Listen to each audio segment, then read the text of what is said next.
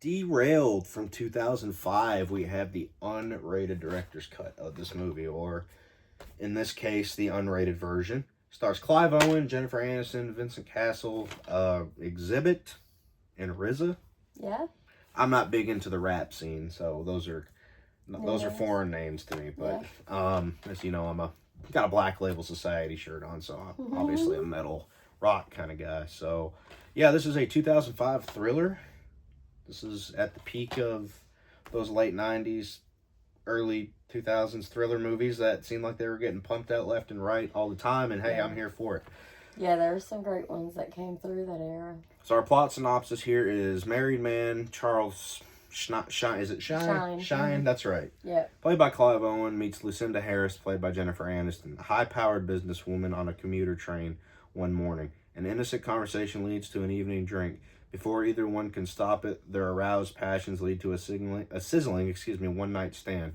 Suddenly, a stranger explodes into their world, threatening to expose their secret and lures them into a terrifying game with more surprises than they saw coming. That is pretty accurate. That's very accurate. Yeah, I keep kicking the stand there, but yeah, this movie is full of twists and turns. Very much so. Yeah, this one has got some great twists. Try to even that camera out some. Yeah. What did you like? Like, what were? I love Jennifer Aniston. I am a Clive Owen fan. I love Melissa George. Melissa George is great. I think RZA is very much an underrated actor. Like, I love seeing it. We've actually saw, like 3 or 4 of his movies recently. Did we? Yeah. He plays a really good supporting character. Like, he was the detective with An American Gangster. The one that was tumbling down the hallway. Oh, yeah. that is him, isn't it? Yeah. It's great because he kind of hides in plain sight, but he does such a phenomenal role. And he was in Nobody. Yeah, he was. And Nobody too. Like, he does Which I enjoyed both those. He does so well, but it's like he has this ability. He is a hidden gem in this movie. I think he's always a hidden gem. Well, who played the bad guy? Not the main bad guy. I know that was Exhibit. That was Exhibit. Okay. Yeah, the one right here. Yeah. Yeah. I thought he did good in this movie. He's underrated too, but I like RZA. Like RZA, he's been in a lot of shit, but you really don't know because he's always kind of ducked off. You know, he was more prominent in this movie. Like, he was like the secondary bad guy in this movie. And he was funny. And I think that, like, he kind of reminded me of Ice Cube in a way. Yeah. I don't know. I found his character amusing, and I find all of Ice Cube's characters amusing. He just reminds me of Ice Cube. Yeah. I have no interest in rap music whatsoever. Which is funny because they're from different coasts. East Coast and West Coast. Yeah. That's pretty cool. Yeah. But yeah, I think I hated this guy. I forget what his name was. But he was a piece of shit. That's Vincent Cassel. Yeah. He was a piece of shit, disgusting human. So, yeah, our plot, obviously that we follow Clive Owen, and he's married to Melissa George, and they have a kid who's on dialysis. Yeah. He takes a train, he starts taking this train to work, and he meets Jennifer Aniston, and they end up having this affair. It was very innocent because... So it seemed. Well, it was. And it was very predatory on her part. Because they met because his wife took his cash. He was supposed to stop at the ATM. He forgot. Didn't have his fare to pay for the train. So Jennifer Aniston's character picked up his tab. And he was like, I'll pay you back tomorrow whenever I see you on the train. And it just kind of spiraled from there. Yeah. And I see that. I've seen reviews for this movie, and they say this movie's generic. And I don't necessarily think so. I do have some issues with it, but I enjoyed the third act. I enjoyed it too, but I have some issues with the third act that we'll get to. So they have this affair, and Vincent Cassel's the character that breaks into the room. Mm-hmm. He proceedingly essays Jennifer Aniston, and they are left in front of Clive. Yeah, and he's knocked out and concussed, and Yeah. he can't really do anything because he got his fucking ass kicked by Vincent Castle. So then it kind of... And they never, him and Jennifer Aniston never slept together. Like, they were just kissing, and then... They almost did. And then Vince, his character, came in and... Yeah, started raising hell. Yeah. And I thought that was well done. Like, it was really gripping. It was really nail-biting, on the edge of your seat. Like, are they going to kill these people? And I knew in my mind that they weren't, because they were the main characters of the movie. Right. I definitely liked a lot of what happens in the second act, where he keeps demanding more money from Clive Owen. Yeah. And pretty much makes him... puts him in a position where he has to take out of his daughter's money for her medical care that him and Melissa George had put away. Yeah. For their daughter. He has to give it all. A lot of it. It was what, $120,000? $120,000. No, $130, because he did the $20,000 up front. Yeah. Then the $10,000 that he gave to RZA. Mm-hmm. And then the $100,000. Yeah. So yeah, that was a lot of money for some. That was a lot of money that you never even got. Yeah. That's a lot of money. So he starts looking. Yeah. He starts looking to. Was it RZA's character, or was it? Yeah, it was RZA to take care of it. Yeah, that's RZA. That's RZA. Yeah. Okay, so because RZA had a history of past. Yeah, of affiliations. Yeah, exactly. He was affiliated. So they decide to. He decides to go with Clive Owen to scare this guy, and he don't even get out of the car before he gets a bullet lodged in his head. So that's it for RZA's character. Yeah, that was very sad to me, because he was a very likable guy. He seemed like a good friend you could depend on too. For sure. And they ended up killing him, and they started having this detective follow him around too. Yeah. Who was kind of mentoring RZA, I guess. Trying to he was keep related him to him. Or he was related to him by marriage, I think. It was just by marriage. Some distance or marriage or something. Yeah. But yeah. So that actually is very important in the final scene of the movie, which we'll get to. So Clive Owen actually ends up discovering that Jennifer Aniston's in on all this. Yeah, Jennifer Aniston is actually, so she was never really SA'd. Because and she tells him she had to have an abortion and everything. Jennifer Aniston. Yeah. Is actually married to Vincent Castle, their husband and wife. That's why I'm saying it wasn't SA. This was all set up. And what were you saying?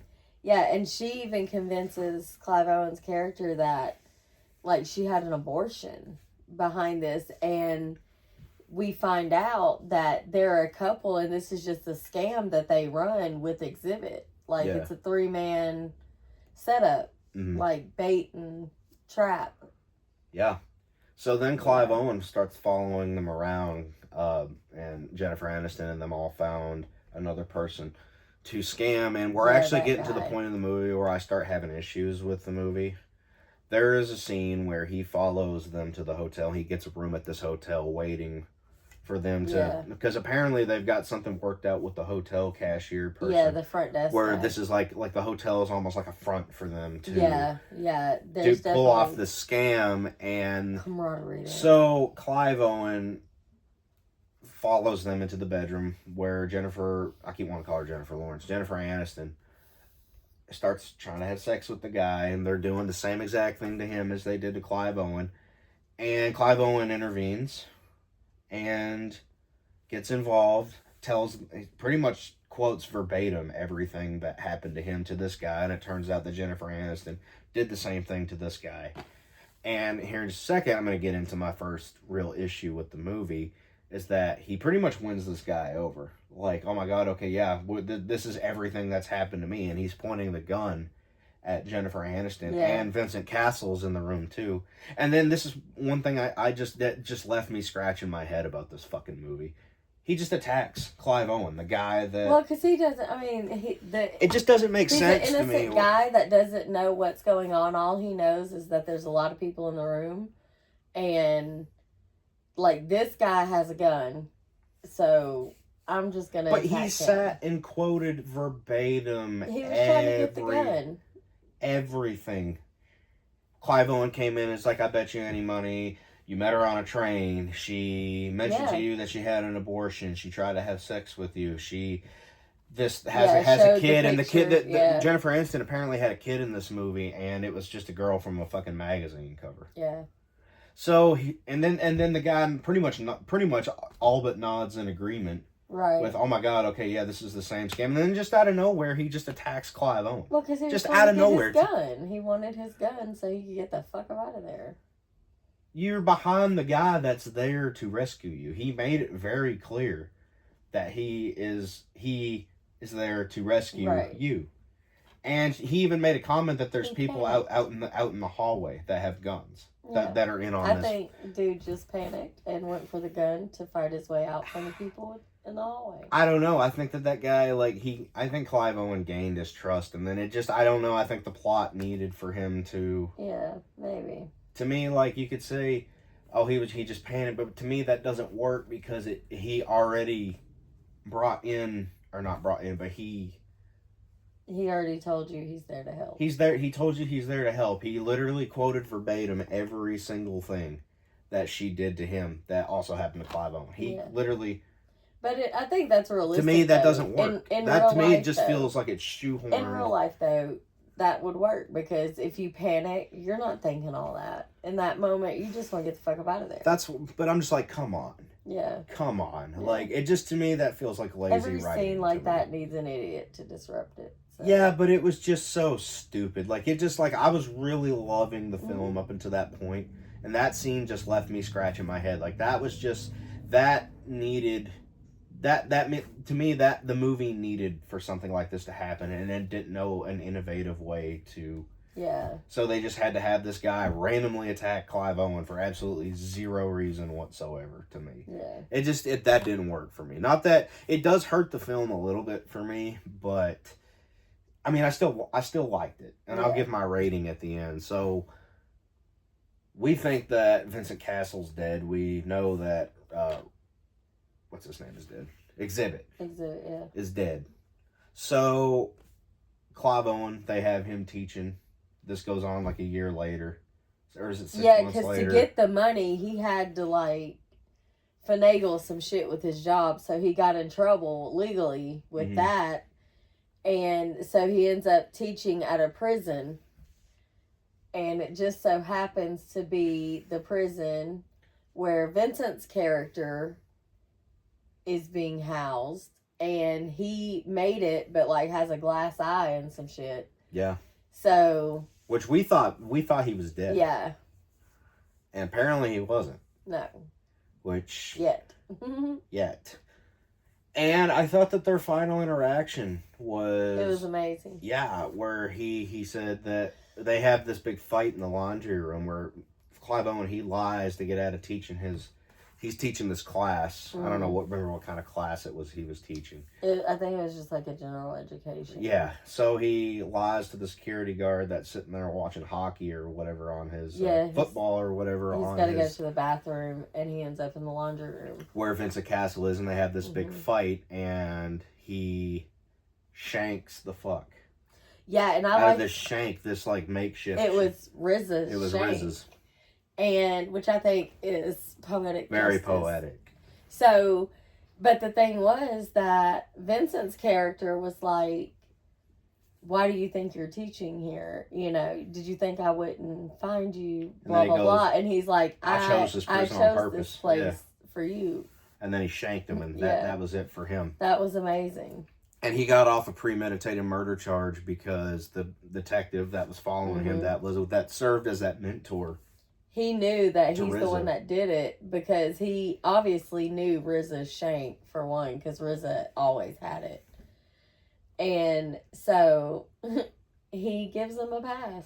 Gives him a pass. He said, what was it? He said something to the effect of, now, if you brought that in here, that's considered premeditated. And then he said something, what was it? He said, fuck. I forget what he said. Fuck.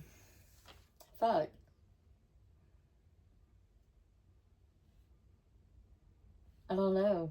I don't know, but it was something. It was a moment where they both knew that they both knew what the fuck really happened, and He's just because he killed RZA. he's He like, just decided to turn the other cheek and he's look like, the other way. prove it, yeah, because he brings up the fact that Vincent's gun was the gun that killed RZA. Yeah. So it was like basically, you know, judge, jury, and executioner all in the same moment, and they both knew it, and they both were like, okay, we'll allow it. And I thought it was awesome. I thought that was just a brilliant way to end the film. Like I said, I had a couple issues with it, and they were mainly in that hotel room scene. Yeah. But other than that, I really enjoyed the movie. I think overall I enjoyed it. I thought it was a good thriller, some shitty writing here and there. Yeah. But I enjoyed it. Yeah, me too.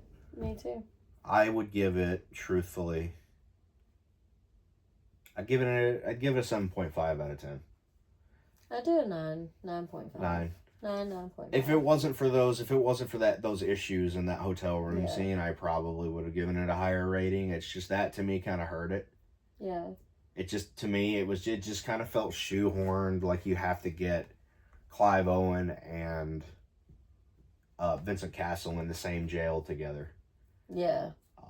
That to me just it didn't ring true to me. It was part of the storyline. Yeah, but it felt very contrived. Just to me, it did. Felt like a plot contrivance. It is. I mean, it's a movie. It is. I know. I just felt like it could have been written better. Yeah, maybe. But that's just me. I enjoyed the movie nonetheless. Do you have anything else to add?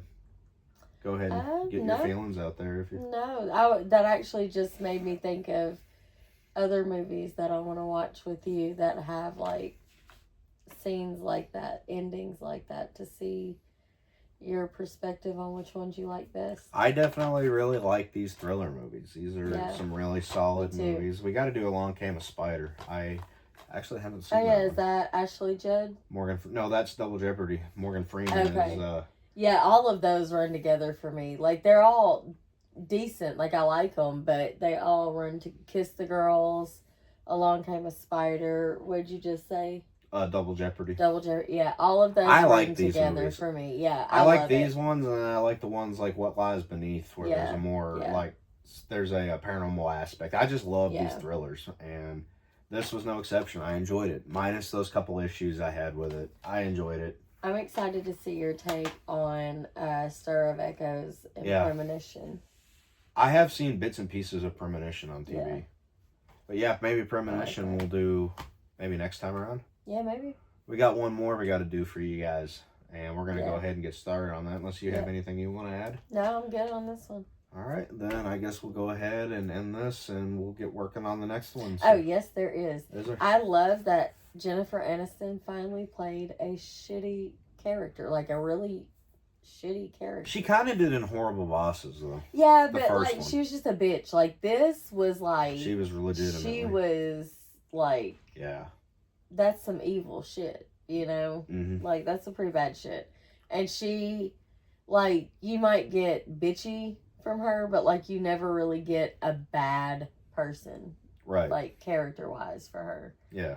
Where she's just maliciously bad. Like, maybe a bitch, but never, like, a bad person. Right. And I think that was really cool to see her do it and look phenomenal in doing it, you know? Mm-hmm. She looked like herself in a fucked off character. Like, I love that. I agree. Yeah. All right, well, I guess that's it. That's it. We're going to go ahead and get working on the next one, so we'll see you guys in the next one. Yep. Peace.